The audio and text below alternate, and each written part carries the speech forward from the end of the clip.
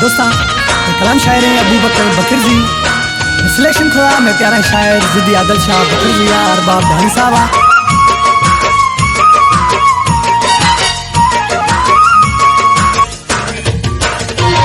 अश्क ठोंका मन्या गुहू गौरा इश्क सरा दे जोरा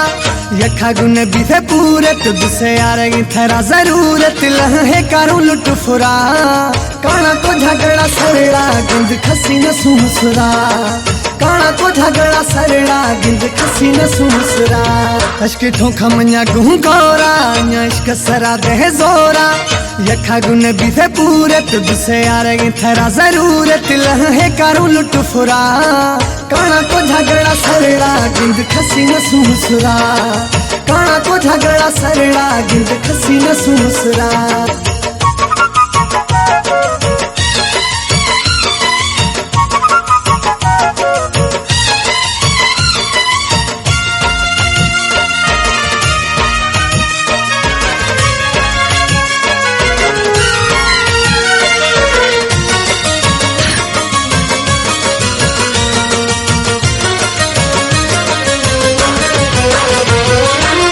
मोबाइल थी कोनेन वारंटी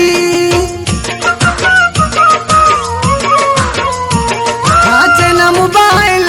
थी कोनेन वारंटी गनो खुदी आए खल कतार बुद्धि पाना पटी काना को झगड़ा सरेड़ा गिंद खसी न सुसुरा काना को झगड़ा सरेड़ा गिंद खसी न सुसुरा अश्क ठोंका मन्या गुहू गौरा इश्क सरा दे जोरा यखा गुन भी थे पूरे तुझसे आ रही थरा जरूरत लहे करूं लुट फुरा काना को झगड़ा सरेड़ा गिंद खसी न सुसुरा काना को झगड़ा सरेड़ा गिंद खसी न सुसुरा।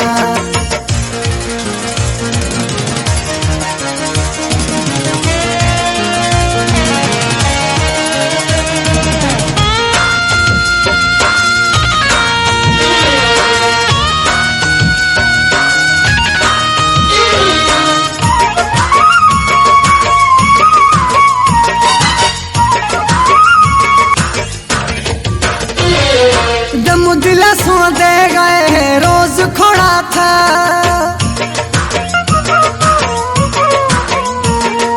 दम दिला सो दे गए रोज खोड़ा था घट में घट अखिया गुन भाई तोड़ा था काना को झगड़ा सरेड़ा गिंद खसी न सुसुरा काना को झगड़ा सरेड़ा गिंद खसी न सुसुरा अश्क ठोंका मन्या गुहू गौरा इश्क सरा दे जोरा यखा गुन भी थे पूरे तुझसे आ रही थरा जरूरत लहे करूं लुट फुरा काना को झगड़ा सरेड़ा गिंद खसी न सुसुरा काना को झगड़ा सरेड़ा गिंद खसी न सुसुरा।